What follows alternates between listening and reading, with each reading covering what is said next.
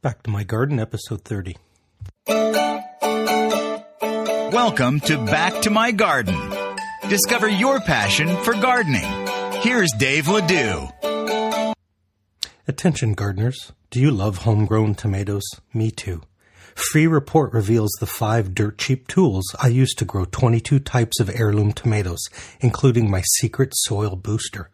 Download your copy for free today at www.backtomygarden.com/free report. Are you concerned about toxic chemicals, GMOs, and frankenfood? Don't panic. Grow organic. Discover my new resource for organic gardening at www.backtomygarden.com/myorganic. Well, good morning, good afternoon, or good evening, depending on where you are in the world when you listen to this. I'm Dave Ledoux, and welcome to another edition of Back to My Garden. And today we have a very special guest joining us from Essex in the United Kingdom. She's a passionate horticulturalist and a writer. She enjoys growing sculptures, ? She's into cooking and winning prizes, ? She loves gardening in the walled garden at Coped Hall in Epping, and we're going to talk about that as well. Joining us from the United Kingdom, Victoria Robertson. Victoria, welcome to the show. Oh, hiya, Dave. Thanks for having me. It's really nice to see you. Well, good afternoon over here. Good evening over there. How has your summer been? It's been really busy, Dave, because it's been quite dry here, for the last 4 weeks. So watering and just, preparing for open days and all kind of things are happening right now in my life, garden related. Well, I want to get to know you, and our guests definitely want to hear your story. Take a minute or two, Victoria, and just share with us a little bit about your background and how you got into gardening. Okay, it started when I was 5 years old. I grew to love my nan's garden. She lived in Edgware in Burnt Oak, and I used to spend my summer there. So for me, being the oldest sister, I'm the oldest of 3 other sisters, it was great because I had my nan to myself and she would go through things in the garden. She grew mainly sweet peas. I remember the scent of them, hydrangeas, and she lived in a cul-de-sac and her house really stood out because it just looked amazing, just full of flowers. So that's when my love of gardening began, really. Obviously, back home, my mum and dad's garden wasn't that big, but I did have a little patch where I would grow little things, from seed and that kind of thing. But my passion for gardening started, obviously, when I got my own house. And obviously, then I got into it because I had my own garden, really. And that was roughly, I would say, 23 years ago when I had my daughter. So obviously, I created a garden for her. And obviously for us to use as a family. It was pretty low maintenance. I had a lawn, just edging, border, so that she could have the lawn to play on, really. And I had an allotment as well at the time, so I would grow some vegetables and that kind of thing. But I should point out my daughter hates gardening, so I couldn't actually, get her that much involved. She would come with me, but the majority of the time she would be wanting to play with her friends and that kind of thing. However, my son, who I had 4 years after, he was into it. So I'd had one that was very passionate like me and one that wasn't. So you can't win them all. But there you go. So and as I say, I had the allotment for probably 7 years. And I was growing potatoes, carrots, the easy things, runner beans, that kind of thing. A lot of our fans are in North America listening to this, and they're starting to learn about your allotment process in the UK. It's fascinating. Yeah. Was there a waiting list when you got on your allotment? No, there was quite a few plots that were empty at the time, so I had a pick of roughly about 15. That's a lot different now, isn't it? Because you had that reality TV show. And everybody started getting into gardening. Oh, I know the one, yeah. There's quite a few people that take on plots, but I hear that they don't last that long, or they're trying to battle with work because the hours people work these days are quite extensive, so they don't get a lot of time to kind of, tend to their plots, really, when you do need to go quite often in the week, especially on the dry days to water. I'm surprised that you're having a dry summer, because when we over here think of England, we think of fog and rain every day. But I know your climate has changed a lot, hasn't it? It has. I think, the last 4 or 5 weeks have been like constantly. I've spent half my life in the last 5 weeks watering. I'm up early in the morning and obviously late in the evening I'm watering because especially with containers and the sculptures one of the sculptures I'm growing at the moment, it needs watering. Otherwise it's just going to dry out and die. So. For those of you driving in your car stuck in rush hour traffic, listen to this. I want you to drive safe, but I'll put links to Victoria's Twitter feed in the show notes. Stunning photos. Victoria, her Twitter feed is at Gardening by VR. Now, Victoria, everyone's asking the same question. You just said it again. What is a growing sculpture? What does it look like? How did you get into it? Describe it for us. Okay, I will. Basically, it evolved from, I don't know back in where you are, whether you know about the potato seed heads that children can grow hair out of. Here in the UK, it's like a sock, there's grass seeds, and then you put a funny face, that kind of thing. And at Copthall on open days, I look after the kids section. So obviously my passion started when I was young, and I try to inspire younger growers to get involved. And a lady at Copthall, one of the gardeners, donated quite a lot of her old tights and stockings. They were new. They were new tights and stockings. And I kind of thought, oh my goodness, I've got so many. And then I started playing around with them. And in my own back garden, which isn't very big, I created a sculpture, the first one ever. This was 2 years ago, and it was my son came home and he said, "Mum, what the hell is that? That looks like a mole. What is that in the garden?" And I was like, "Oh, really?" Sent a photo to my daughter, and she said the same thing. Oh my God, that's a mole. So that's where the mole kind of come about. The mole went on to weigh 40 pounds in weight. And we carried it up to the site at Copthall in the back of the car. It actually was raining that night, so it looked like we had a dead body on board, but there you go. We managed to get it in, and on the open day, everyone just thought it was amazing. I grew a series of hanging basket plants out for the hair and plaited it and made it look quite pretty, really. But then obviously, by creating this area and the feedback I got, obviously the gardeners wanted to see more. So I went on to create an elephant, and that was made out of like a wire mesh. And again, I grew onto that. And I kind of had the trunk growing into the apple tree. And it was an open day it was called Apple Open Day. So everyone received that well. So yeah, and now what's happened is, because I grow these, probably 3 different sculptures a year, people have started putting in requests. And the May one, we had an open day that was a Shakespeare theme to do with his anniversary, 450 years. So somebody said to me, "Vic, do you think you could grow Shakespeare?" Well, I'm up for a challenge, and I kind of thought, I went home, drew a few things on paper, and I went back the following week and I said, "You know what? I don't think it's impossible. I think I can actually do it." 5 weeks later, 5'5" in height, and I created the head out of a paper mache kind of design that was watertight, that I put lots of yacht varnish on. I grew hair for him. He had a face that looked like him, and everyone was just stunned by that. So after that day, they all sat around the table and they said, "Vic, do you think you could grow a cannon?" So I said, "Oh my God, I don't know where these ideas are coming from, but let's think about it." And then again, the following week, I went back and said, "Yeah, I think I could grow a cannon." But in the meantime, there was some sponsors that become interested in some of my sculptures, and they grow for like the big supermarkets out here. They supply them with the fruit and veg. So currently, they're filming the growth of my cannon sculpture that is there in place, growing, and it's growing really well, Dave, actually, so I'm really pleased about that.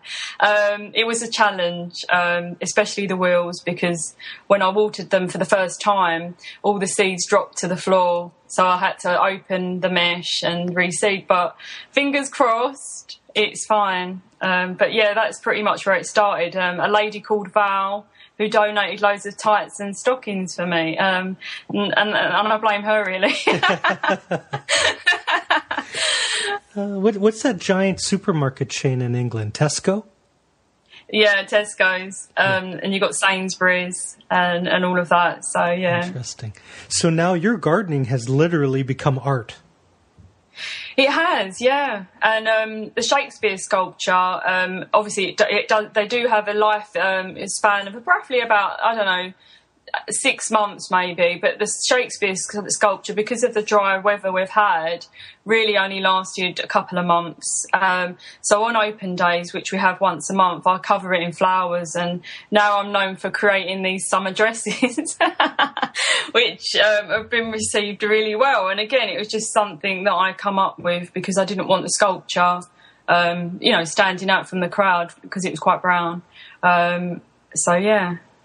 Coped Hall sounds like a fun place. So describe it a little bit. How long have you worked there? I've been there 3 years. I kind of got involved 3 years ago. It's a restoration project. It's a mansion, and it actually got burnt down in roughly around 1917, and the whole place was gutted. And with that, the family at the time moved out. And then obviously trespassers came in, they took away lots of the garden, greenhouses, all the sculptures that were there originally, and that kind of thing. And then in 1999, this trust, called the Cocktail Trust, took it over and looked to appeal for volunteers that had experience in different areas to come on board and help out. So I don't actually get paid for my job there. I work on a Sunday every week.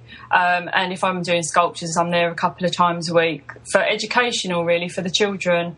But in return, they give me a plot of land, if you like. So I've got a 30-foot plot by, say, 15. And I specialise in growing dahlias, irises, and some other cut flowers. And also I help out with all the vegetable plots, the planting, the picking, because we rely a lot on funding, you see, to keep the place going pretty much. But the whole site's 28 acres, and the walled garden is a 5-acre site.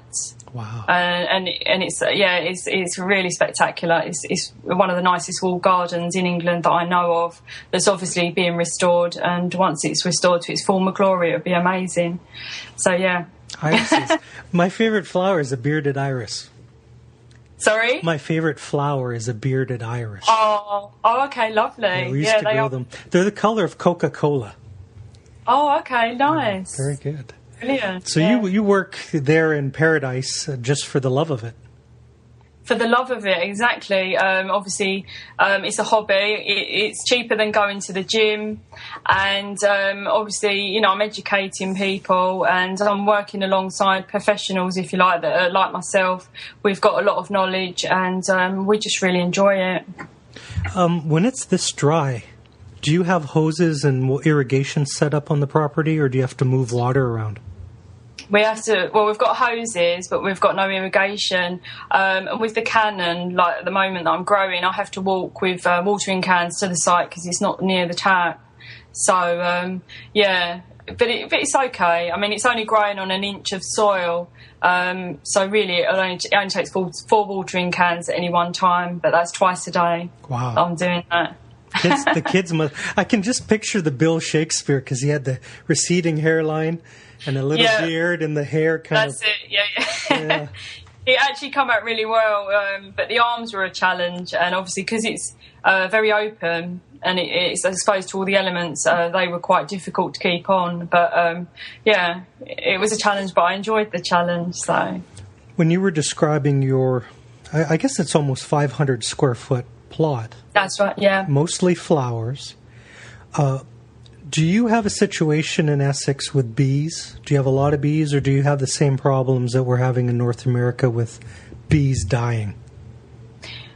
I do spot there are a few bees dying, but we still have quite a few. So, especially on my plot, I see quite a lot every day. So I don't really see this as a problem. But I do know that I've read that there is issues, and they're linking that to pesticides and the overuse of certain pesticides, that they're trying to tell people to go more organic or do a bit more companion planting, things like that, to stop rather than using pesticides to protect the bees. There is a big thing here in England about that.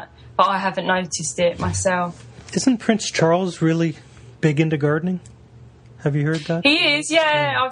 He loves it. I've not met him, but I know he went to Capel Manor College, where I'd done a lot of my horticultural training. That was about 15 years ago. He has visited Copthall. There's a picture of him there. That's back in 2000. And there's a picture of him with the shovel, because he really liked what we was doing there. So nice. I wasn't there at the time, so I've just seen pictures of this. Well, very good.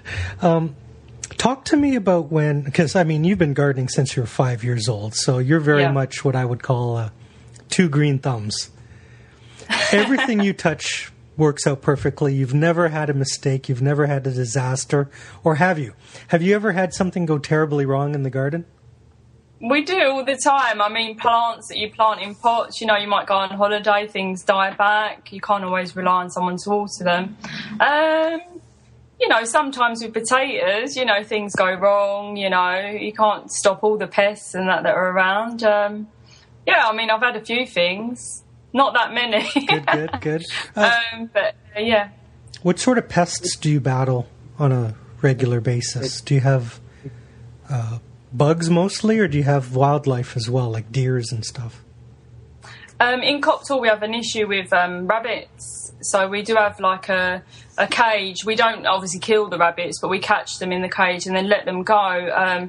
We have recently discovered where they're coming from, but obviously being a kitchen garden, that they're eating all our produce, so we have to try to get them out. But I think, touch wood, we've eliminated them from the garden now, because we found out where they was coming from. But apart from that, not that many pests really that I can think of to mind. I know a lot of people would say slugs and snails.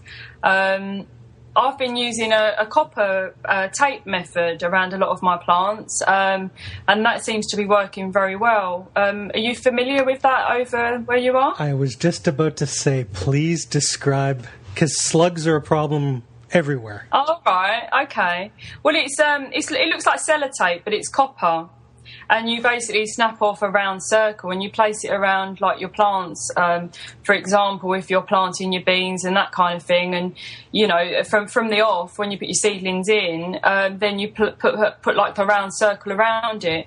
And what it acts like is it's a little bit like an electric shock system for the slug or the snail, so that they don't actually touch them. But I've actually felt that they've worked very well for me, but they're not cheap. It works out around £8 a reel, but it's not a massive reel. You probably get about a metre, if that.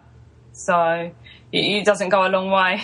Yeah. So especially if you're doing a load. Those are the plants you love the most. They're your favourite kids, and you protect them with copper tape. I do, especially when I first put them in. I do always. Talk to me this year about your garden. What is growing really well that you're proud of, and is there anything growing that you're extremely frustrated by? Okay, at the moment in my small, because I haven't got a massive garden here in Epping, obviously Copthall's huge, but Cosmos is doing very well. I've got it everywhere in the garden. It looks amazing. I'm also growing a lot of lavender right now that looks lovely. What's not growing so well? I think my sweet peas, I'll be honest. I think they look okay at the top, but at the bottom they're quite yellow and a bit dying. They look a bit dead. And I don't know if that's because they're in a large container, and I should have perhaps put them in the ground. And I'm thinking next year we'll plant them directly into the soil. Even though the pot's big, I just wanted like quite a dramatic look in the centre of my garden. But I think next year I won't. I'm battling with chrysanthemums right now, because obviously they're becoming top heavy. So I'm having to keep caning and putting larger canes and stakes, because I'm growing some for one of the shows at the end of the month, so I need them perfect, straight.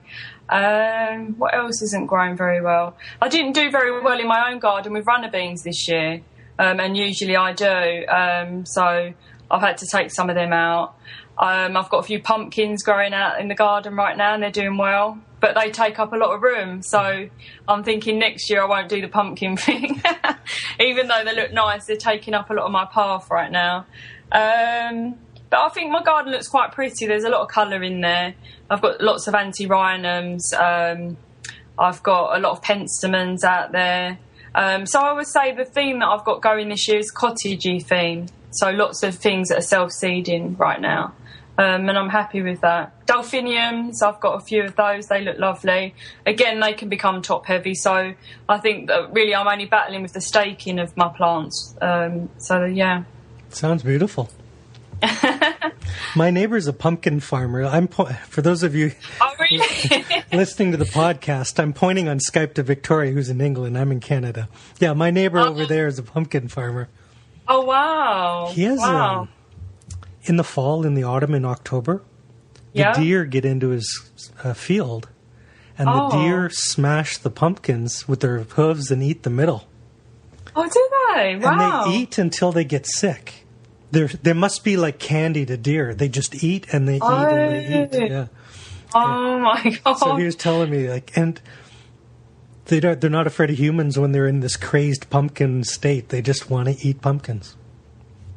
Wow, that's the first. I've not heard it. That's interesting. Yeah. So what will he do? Will he put a bigger fence up to try and protect the crop? Or? Too big, yeah. They have a dog and they have kids and they... Okay. And they just grow so many pumpkins. Acres and acres and acres of pumpkins. Wow. Yeah. And do they grow that just because they're selling the pumpkin as a whole, or are they canning it, or? No, yeah, both. I think I've seen something. They're organic farmers. Oh, okay. So in the spring it's you pick strawberries, and in the fall it's you pick pumpkins. Oh wow, okay, that's good. Yeah. Right on your doorstep as well, so that's good. Yeah. I wanted to ask you about your season. So your garden's beautiful right now. Yeah. Do you start to get into winter mode in late September, early October? What's that routine like for you? When things start dying back, I'd say probably end of September time, I'll take a lot of it out, and I'll just I like violas, pansies, that kind of thing, grasses. I'll just stick to kind of the safe things that I know that will add a little bit of interest. But yeah, I mean, I won't plant any vegetables or anything in my own garden, but up at Copthall we'll start getting prepared for the winter veg, and they'll all start going in, because they're actually starting to grow them in the greenhouses soon for the winter. So it'll be just like broccoli, that kind of thing going in, and that. You get a killing frost, don't you, usually in November or December, or is it not too bad? We do, but we have the cloches that go over quite a lot of the produce, so they're protected, if you like, and obviously we've got the greenhouses as well. Jealous? So, yeah. That's nice. Where I live, Victoria, last winter, we had one of the worst winters in a decade, and 2 meters of snow. 2 meters, like that's taller than 2 meters. Wow. And there was one warm, sunny day the first week of March, and the gardeners went crazy. Like the sun was out, so they started to shovel off their garden, and they started to believe that spring was here. And it was like people said, "Oh, I'm going to start seedlings," and everybody got way too excited, way too early. Wow. But our winters are so long and so brutal. Wow. So it's quite hard for you. I forgot to mention my dahlia plot. I will, probably October time. I don't lift up my tubers from the plot. I leave them in, and I do protect them because I actually have 40 growing right now, 41 dahlias. So I'll put like a disc of, it's like a membrane on the top. Lots of straw goes on top of that and some soil on top of that. And then I stake them out so that I know where they are. So that will take up a lot of my time, but that will start sort of, I don't know, the second week in October.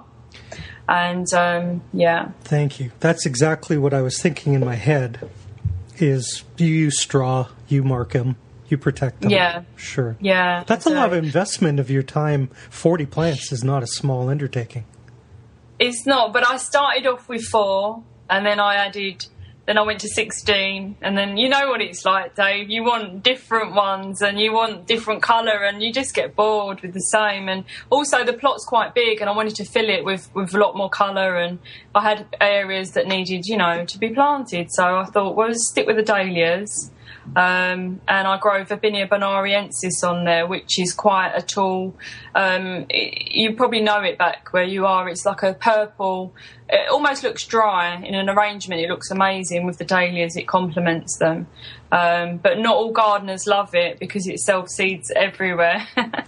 So, but for me, I don't mind that look, really. And again, it's filling up the plot and it's adding colour, which I think looks good. For those of you listening on the podcast, you can't see our video stream, but Victoria has a beautiful flower arrangement behind her on the screen. I know you've talked to me about, you said you're going into some competitions, and what's that like? Is there pressure, or do you just do it for the love of doing it? I go for the fun. I get asked along. Like I did one 2 weeks ago, actually, and I was asked 3 days before the show to enter by a lady that come to the plot, and she was like, "Oh, could you support the show?" And I landed up entering, I think it was 22 categories, because I am a baker as well. And I won 20 prizes, Dave, and nine of them were first prize. I won 7 second prizes, and the rest were third. I won a bit of prize money as well, which was nice. And I won the Keswick Cup, which was an amazing cup, and that was for all of my baking entries. I won the most points in that section. And, so it was a good day. But I've got another 3 shows coming up. I've got one this Saturday coming, one the following week, and one the week after. So I've got a lot of plants and all sorts of things to enter. So for me, it's fun. It is fun. I am on the committee for one of the shows, which is on the 23rd of August. So I'm helping to organise that show for the community where I live in Epping. But yeah, I mean, people just know that I'm enthusiastic and know that I'm up for a challenge or whatever. And I get asked along and I enjoy it. But the thing is, I win quite a lot as well. So the chairman of Epping, she said, "Vic, I don't think you should enter the show with that amount of prizes that you've won." So people are a bit like, they joke, but I think they still want me to enter. I'm pretty sure of it. I'm entering anyway. Congratulations. It's a fun day. Do you have them back where you are, Dave? Them kind of days? Absolutely. Yeah, they're brilliant. It's fun. Where I live, there's always the biggest contest, so the biggest courgette or the biggest pumpkin. And oh, okay. That's mostly male-dominated, and you know the ego on the men? Yeah, I know. And it's like something else, like... The last year, the pumpkin was over 600 pounds. Oh, wow. That's amazing. Yeah, they feed it cream. Really? Yeah. Wow. Usually it's dairy that help fatten up the pumpkin. Wow, I bet it tastes amazing. High in calories. Yeah, I don't know if they actually eat them or blow them up because they're so big. Let's take a minute to thank our sponsors and then come back and play 5 quick questions. Attention gardeners, do you love perennial flowers? Get a free online catalog and 10% off your first order of bulbs at Bloomin' Bulbs. I set up a link just for podcast listeners. Go to www.BackToMyGarden/bulb for your special bonus. Hey, what's the hottest trend in gardening? I think the hottest trend is aquaponics. Can you really grow a massive garden powered by fish? Find out more and discover the secrets to building fish-powered gardens at www.BackToMyGarden.com/fish. You know, Victoria, I was looking at the clock and our time is rapidly escaping us. And now is the time in the show where we get to play my favorite game. It's called 5 Quick Questions. Are you ready to play? Are you ready to play? Yeah. Go for it, yeah. This is where you share your experience and wisdom with rookie gardeners. Okay. Number 1, in your opinion, what do you think stops most new people from trying gardening? They think it's too difficult, or they haven't got the time, or they think they haven't got the time, and they'd rather watch the TV instead. Yeah. Number 2 is you've been gardening a long time. What's the best gardening advice that you've ever received? oh, plant it, water it, and nurture it, and just see what happens. Brilliant. The internet is a wonderful place for gardeners. Lots of good information. Can you recommend 2 websites for a beginner gardener to go to learn things about gardening? I think the RHS website, but I'm not sure of I think it's rhs.co.uk. Yep. And another one, probably Gardener's World. They have a website as well in the UK, so I'd probably say them. Nice.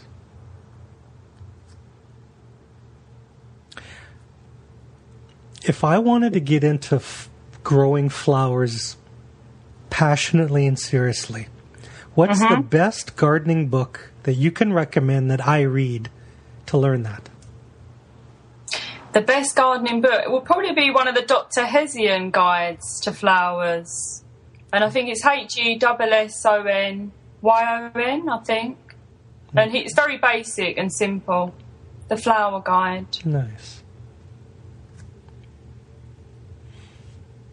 This question is a fun one. What's the number one thing that you think every gardener should try to grow next season? Next season? Wow. Dahlias. Because? They're beautiful. How can you not love dahlias? Beautiful. Nice. Well done. You passed. Make sure, for those of you listening and jogging or in your car, head over to Victoria's Twitter feed at Gardening by VR. Share her stuff. Link up with her on social media. And now you have a new gardening friend in Essex in the UK. Victoria, you've been an amazing guest. Congratulations on your victories in the contests, and good luck in upcoming competitions. I want to give you the last word today. Do you have a pearl of wisdom or a note of encouragement for all the new gardeners out there? I would say just start slowly. Just go with the flow. Take some structure in your diary. Obviously, just commit probably, half an hour a day, either in the morning or after work, and go out and get some fresh air down your lungs. It does you good. Brilliant. Brilliant. Thank you so much for being on the show today, Victoria. You're welcome. It's really nice to meet you, Dave. Thanks for having me. Hello, garden lover. It's Dave. All of the links, resources, and websites mentioned in this episode with Victoria will be posted at www.backtomygarden.com/30. If you enjoyed this episode, please come to the website and click share and help us reach more gardeners. Have a great day. Happy gardening.